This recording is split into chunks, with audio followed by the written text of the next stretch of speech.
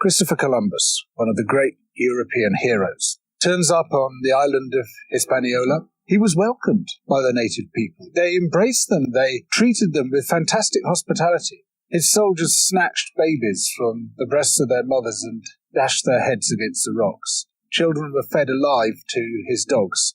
Women's breasts were cut off. He decided to hang 13 of the Native Americans in Hispaniola to recreate the crucifixion of Jesus, plus the apostles. It's true that the majority of people died there of disease. Disease is introduced by the Europeans unwittingly, but many others were driven to death through overwork, direct murder, through starvation as their resources were taken away. Columbus insisted that everybody bring him a certain amount of gold, and those who failed to do so had their hands cut off.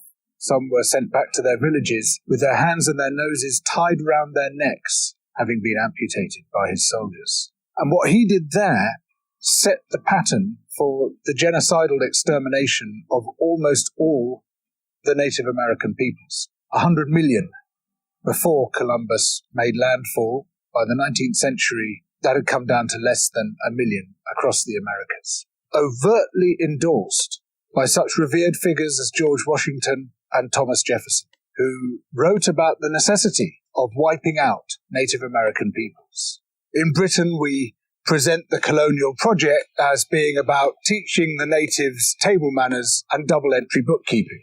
In India, the British manufactured a famine in the 1870s out of nothing. There were food surpluses, massive amounts of food. But the governor, Lord Lytton, insisted that this food be exported wholesale to Britain.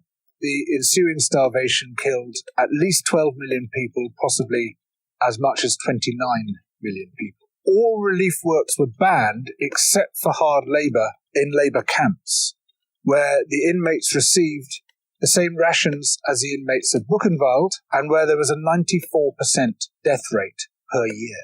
This was all done in the name of liberal free market capitalism. Of course, the British did something similar in Ireland. In Kenya, soon after the Second World War, there was an uprising by the Kikuyu people who wanted their land back. The Kikuyu were herded into concentration camps and fortified villages, almost the entire population of over 1 million people. People were systematically tortured to death. They invented a new kind of pliers whose purpose was first to crush men's testicles and then to cut them off.